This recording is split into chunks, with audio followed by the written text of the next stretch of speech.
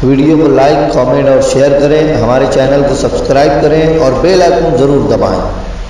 हज़रत सैयद बाबा रहमतुल्लाह अलैह की ओर से की मुबारकबाद पेश करते हुए कमेटी के तमाम जिम्मेदारान हैं, 4 मिसरे से अपनी गुफ्तगू का आगाज़ करता हूँ कि फिर कोई नींद का पत्थर न उछाला जाए, अब हमें ख्वाब के झंझट से निकाला जाए। अब मैं उन लोगों के लिए शेर पढ़ता हूँ जो हमारी ज़मीन पर बारोब होते हैं, पैसे वाले होते हैं, अल्लाह ने उन्हें बहुत साहिब सरवत बनाया होता है, लेकिन वो किसी के काम नहीं आते। मैं उनके लिए एक शेर पढ़ता हूँ, लगे नुमाइंदगी हुई हो तो शरीक हो जाइए कि फिर कोई नींद का पत्थर न उछाला जाए, अब हमें ख्वाब के झंझट से निकाला जाए। रोशनी आपके घर में है तो खिड़की खोलें, रोशनी आपके घर में है तो खिड़की खोलें, ताकि मजबूरों के घर में भी उजाला जाए। बहुत शुक्रिया। रोशनी आपके घर में है तो खिड़की खोलें, बहुत बहुत शुक्रिया। रोशनी आपके घर में है तो खिड़की खोलें, ताकि मजबूरों के घर में भी उजाला जाए। एक शेर और पढ़ता हूं, सुनिएगा। 4 मिसरे हैं कि एक नाबीना बेच रहा है, एक नाबीना बेच रहा है और आईना बेच रहा है। अब शेर सुन के बताइएगा। एक नाबीना बेच रहा है, बहुत शुक्रिया। एक नाबीना बेच रहा है और आईना बेच रहा है, बेटे सब मस्ती में मगन है, बाप पसीना बेच रहा है, बेटे सब मस्ती में मगन है।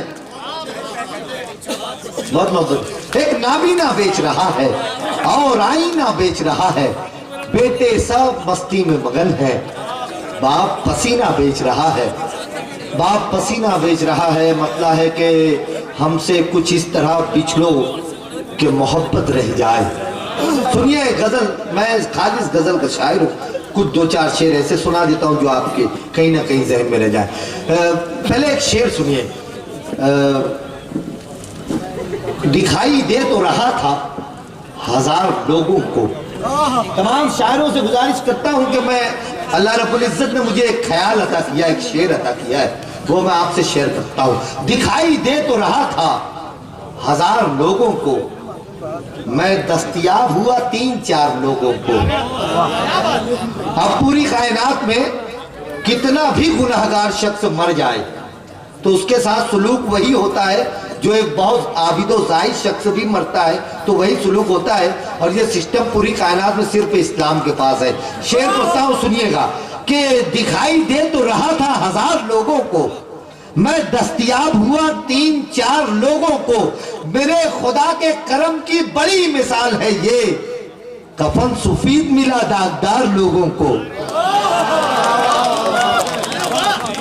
ये धीरे से जो दाद आई मुझे पता है आपकी दाद, लेकिन मेरे खुदा के करम की बड़ी मिसाल है ये, कफन सफेद मिला दागदार लोगों को, अभी अभी ये कब्र में तुझको लेटा के लौटे हैं, अभी ये कब्र में तुझको लेटा के लौटे हैं, नहीं रुकेंगे तू चीख और पुकार लोगों को, नहीं रुकेंगे तू चीख और पुकार लोगों को। ये तरफ नहीं है, कुछ ऐसी कैफियत हो जाती है ना कि आदमी सोच में डूब जाता है, और मैं नहीं चाहता कि इस वक्त आप सोच में डूबे। कोई ऐसा शेर पढ़ दो जिससे आपके अंदर ताजगी रहे कि हमसे कुछ इस तरह बिछड़ो कि मोहब्बत रह जाए, हमसे कुछ इस तरह बिछड़ो कि मोहब्बत रह जाए, दूसरी मर्तबा मिलने की सहूलत रह जाए, हमसे कुछ इस तरह बिछड़ो कि मोहब्बत रह जाए, दूसरी मर्तबा मिलने की सहूलत रह जाए।